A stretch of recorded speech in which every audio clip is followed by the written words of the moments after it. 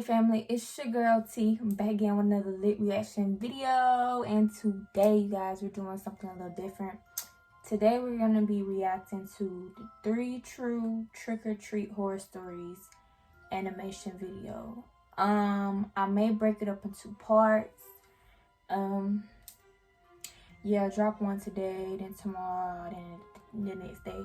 I was gonna do like this October thing, like when I react to something scary each day, but had a lot going on. Y'all gonna notice this glove on my hand. It's because I got into a car accident a while ago, and yeah, it burnt the whole backside of my hand. So I keep this glove on to like, cause y'all don't need to see that. It's disgusting, honestly. So yeah, I'm fine. Baby K is great. That's all that matters. I'm glad to be back here with you guys. My car is totaled. I may insert pictures or I may not. My baby's totaled, but it's okay because I can replace a car. I can't replace my life, and I can't replace my son. So it ain't. Yeah, I'm truly blessed. But yeah, make sure y'all like, comment, subscribe, hit that bell so you'll be there when I drop some more lit fire content or shorts. And yeah, let's get straight into Trick-or-Treat Horror Story 1, narrated by Terrence. It was the Halloween night of 2011 when I was out trick-or-treating with 2 of my close friends. For disclaimer purposes, I'll be using pseudonyms, as I like to keep the identity of everyone involved in the story anonymous. That being said, I'll go by the alias Mike. My friends will go by Tom and Jerry, respectively. We were all dressed as characters from our favorite childhood cartoons. I was dressed as Naruto, as that was my favorite anime. Tom was dressed as Goku from Dragon Ball Z. Jerry was dressed as Spider-Man, as he was a hardcore fan of the Tobey Maguire series that aired in the early 2000s. I remember us trick-or-treating for about a solid hour or 2 around the neighborhood. I could feel my legs get sore from all the relentless walking and strain from carrying a heavy sack of candy. My bag was starting to get full to the brim. My friends' bags were just as full, as they began carrying their sacks over their shoulders like they were Santa Claus delivering gifts on a Christmas evening. If I had $1 for every candy that was inside my bag, I would have definitely had enough to buy myself a new gaming console. Guys, can we go home? Dude, don't give up yet. We still got room in our bags. Just 10 more minutes, man. You're just saying that because you're practically wearing a onesie made out of women's leggings. At least you don't have to wear this stupid wig on your head. Ooh. Stop being such wimps. This day only comes once a year, so grow a pair and let's keep going. Right. Jerry began to make his way further down the street, while me and Tom looked at each other with a disdained look that screamed, "Let's get this over with quick." We then proceeded to walk towards Jerry's direction. I recall Jerry already standing in front of a house with his arms extending his bag towards the candy giver saying, "Trick or treat!" I also noticed this one trick-or-treater wearing a Jason Voorhees mask standing behind him. He was a tall and slim kind of guy who was either a really big kid or just an older man who didn't want to give up the trick-or-treating tradition. As we approached another house, Jerry said, "Alright guys, just 2 more houses, then we can bounce." The individual wearing the Jason mask casually inserts himself in the conversation and says, "Would you guys mind if I trick-or-treat with you as well? I lost my friends and don't have my cell phone on me." I personally didn't want this guy tagging along, as I was already done with the day and didn't need any further baggage prolonging the night. I casually make eye contact with Tom and Jerry while desperately trying to portray signals to not accept the guy's request. Jerry enthusiastically says, "Yeah, sure, let's go." "Thanks, guys. You made my Halloween so much." Prick. Since when was Jerry the shot caller?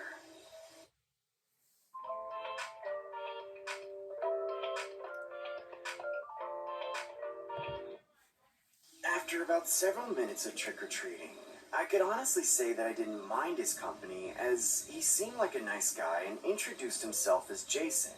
No pun intended. We eventually finished trick-or-treating and decided to call it a night. Myself, Tom, and Jerry say our farewells to Jason as he responds saying, "It was nice meeting you guys. Just out of curiosity, whereabouts do y'all live? Maybe I can walk with y'all home." Again, Jerry sporadically discloses the name of our street to him, as me and Tom expressively show our disdain to Jerry for revealing such personal information. Well, how ironic. I live around y'all's area too. You guys mind if I walk home with you? Me and Tom remained silent as we made it pretty evident that we were upset at Jerry. Dude, I don't think my friends want to go. You guys look awfully tired. Just to make y'all feel better, I do know a shortcut if you're trying to avoid the long walk home. Yeah, sure, dude. Count me in, dude. Where's it at? Jason then points his finger and then... Why they being so... why they being weird to Jerry when... Y'all really finna let this stranger take y'all in a shortcut? First of all, he talking about some trick-or-treat. Y'all introducing yourselves. He talking about his name is Jason, number one. Number two, why is this big-ass man trick-or-treating? He don't even got a trick-or-treat bag. Okay? Bye. My paranoid ass would have knew what it was from the jump. In the direction of an entrance of a forest preserve and says... We'd have to walk through there. There's a path that could get us home in about 10 minutes tops. I'm gonna have to pass. I don't like deer, and I'm not trying to get eaten by a bear today. Screw it, I'm going. Same. I want to get home faster, dude. Later, Jerry. Me, Tom, and Jason begin making our way inside the forest, while Jerry casually hangs back to go to his alternate direction home. As we got deeper into the forest, Jason took out a flashlight from his candy bag and began to flash it towards the pathway ahead of us. Well, I wouldn't really call it a pathway, as the entire ground was covered in dirt, leaves, trees, and bushes scattered everywhere. I remember walking for about 10 minutes, but in reality, it felt like 30. His directions were precise and his voice was comprehensible. I understood every instruction he was directing us to walk in, but couldn't digest why the walk was taking so long. I had completely ignored the fact that it was well over 10 minutes.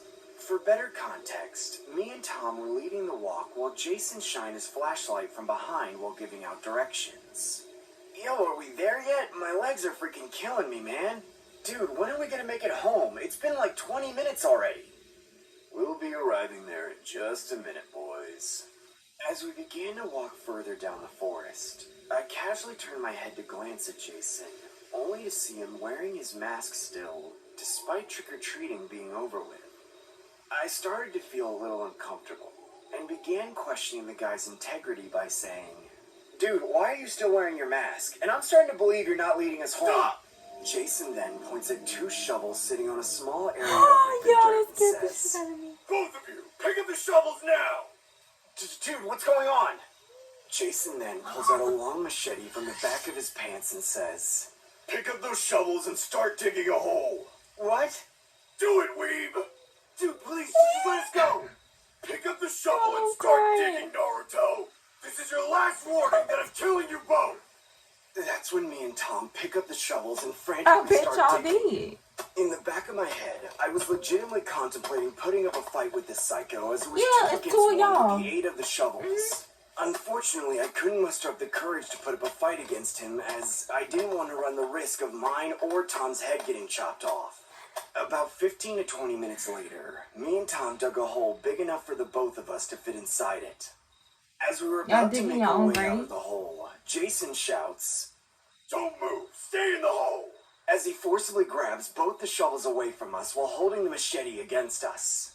Jason then tucks the machete inside his pants, grabs one of the shovels, and begins burying us alive with the dirt we just dug out. I began to feel my vision getting blurry as the overwhelming amount of dirt he was tossing at us impaired my vision. Please, I don't want to die. I'm too young for this. Please! Please, let us go! Why are you doing this? We're only kids! All I remember thinking about in that moment was how a human could do such a inhumane act, and how I was literally going to share my remaining moments on Earth being buried alive with my best friend. I was at the point where I had already accepted death. I recall the taste of dirt and dead bugs going inside my mouth. The sensation of dirt hitting my skin was all I felt. That's when I heard a loud thud like he had just bashed Tom's brains out. I couldn't hear or feel any more dirt hitting the surface of my face. I rubbed my eyes to clear my vision.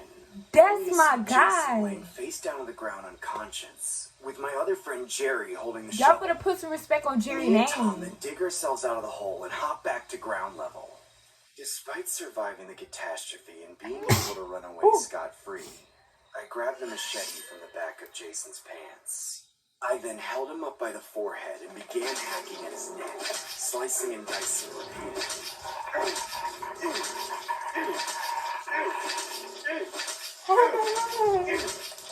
I eventually decapitated his head while my entire Naruto costume was covered in blood. I remember seeing my friends nonchalantly watching me with a gaunt emotion, almost like my sadistic actions didn't even faze them. I then pushed his body into the hole as my friends began to collectively bury him. As outlandish as the story sounds, it was a true story that actually happened to me. I always wondered what heaven would be like if I was to die alongside my friend Tom that night. Jerry was initially supposed to head home, but decided to follow us as he saw the machete tucked in the back of Jason's pants. He began to directly follow behind our footsteps and unexpectedly witnessed the altercation go down. As we were getting buried alive, he used the opportunity to knock Jason out with the second shovel sitting behind it. I still don't know to this day if his remains were ever discovered. All I know is that I had a deadly conscious seep inside my head that night, but at the same time, a hint of satisfaction.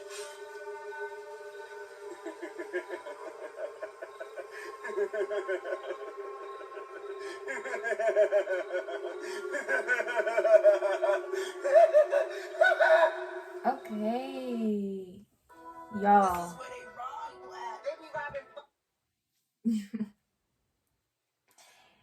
That shit got weird.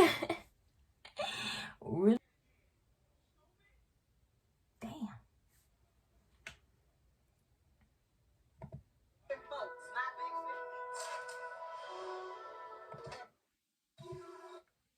Alright, y'all. We got the next animation. We're gonna go ahead and get straight into it. Trick or Treat Horror Story 2, narrated by Bound and Retreat. If you take your young child trick-or-treating, you really have to watch them closely. Especially if you raised a couple of imbeciles like I did. We started just before nightfall because I didn't want them to be around other older hooligan kids who would cause trouble on Halloween. Well, damn. I let them walk ahead of me and run up to the houses while I waited on the sidewalk. I trusted them that much, and I wanted them to feel like they got the full experience without their dad hovering over them. About 2 hours after sundown, I was starting to see the hooligans come out, so I was ready to turn back and head home. Come on, kiddos, let's go home so you can eat all that candy you've piled up. Oh, really? Yep. Can't stay out too much longer or Mom will start to get worried about you. Okay, but can we at least hit some houses on the way back? Sure thing, buddy. Sure. So, we started to walk home. To my surprise, we'd ended up wandering into a part of the neighborhood I wasn't super familiar with. I got my phone out and put in the GPS route so we wouldn't get lost, but unfortunately, I got a little distracted looking at all the costume photos my PTA friends were posting of their children. Suddenly, I bumped into my kids. Dad, can we trick-or-treat them? My youngest son pointed to a house I'd never seen before. No. It was set all the way in the back of the lot, as if they traded all their backyard space for a ridiculously long front yard. I couldn't tell if it was supposed to be decorated for Halloween or Christmas, but either way, they'd gone all out. It looked like a life-size gingerbread house with all sorts of candy ornaments, licorice, icing, and candy canes that created a sugary runway straight to the front door. Sure, go ahead. They ran off immediately, so I decided to just wait on the sidewalk. No, Dad, go with them this time. That was actually pretty good. I looked up from my phone to see the ugliest old lady I'd ever seen open the door and greet the kids. Don't judge, John, I thought, averting my eyes. Your wife might look like that.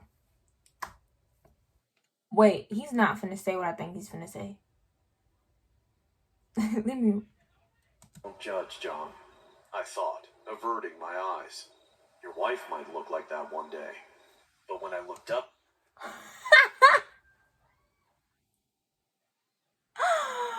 What the Your wife may look like that one day. Excuse me. Your wife may look like that one day. You got some nerve. You got some nerve. Your wife needs to kick your ass. But no, I could tell. This is really like the most, like, no offense to my, you know, my snow bunnies that's watching, and, you know, I love y'all, right? But, just some white ass shit, you know, us colored, us African Americans, you see something like that, we immediately think Hansel and Gretel, and we all know how that story goes, and we're going in a different direction. You, sir, saw the signs, chose to ignore them, then dissed your wife in the process. John, go home. Go home. Up again.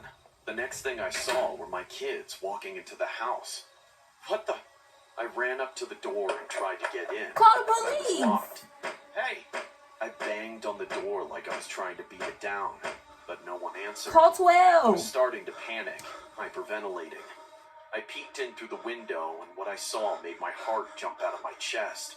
There were metal cages hanging from the ceiling, piles of little bones on the floor, and a coat of garbage and filth over everything else. I scrambled, looking for something to throw through the window. Finally, I picked up a stone from the yard that was painted to look like a peppermint and chucked it through the glass. It didn't fall away as much as I'd hope it would, but I already felt like I was running out of time. I climbed in over the jagged shards, getting cuts in plenty of places I wouldn't like to talk about. Inside, I heard the crackling of a raging fire. I followed the sound to the living room, where the old hag was tending the towering flames in the fireplace, and my kids, the dunces, were already locked up in cages on the floor. They weren't even struggling. Dad, what are you doing here? Just then, the wrinkly hag spooked and jumped up, turning around to face me. Without thinking much of it, I charged and punched her right in the face. She fell back into the fire with a flurry of flames and embers, screaming horridly and rolling on the floor to no avail. She succumbed quickly. Tearing my eyes from the sight, I rushed to my knees and started to undo the locks on the cages. Dad, you're ruining everything! Yeah, now we're not gonna get any candy. I hate you! What did you just say? I hate you! I hate you! Throw their ass in there too. Stay in the cages and think about what you've done. Wait, Daddy, don't leave! Dad, no! Come back! Get us out! We're sorry, Daddy. Please, let us out! We're sorry! We're sorry! Please don't leave us here! Let us out! Damn, Dad! Y'all, I'm gonna end it right here. I may save this last story for another day, but yeah, make sure you like, comment, subscribe. Let me know which one of these two was y'all favorite. You know, what was the most scariest part to y'all? Honestly, I feel like the first one was scarier than the second one. The second one, honestly, to me, now the first one was more so disturbing. The second one, kind of corny, and funny. But yeah, I mean, shit, you know, I like this little spooky, scary Sunday we got in honor of the GOAT himself, the legend, Corey Kenshin.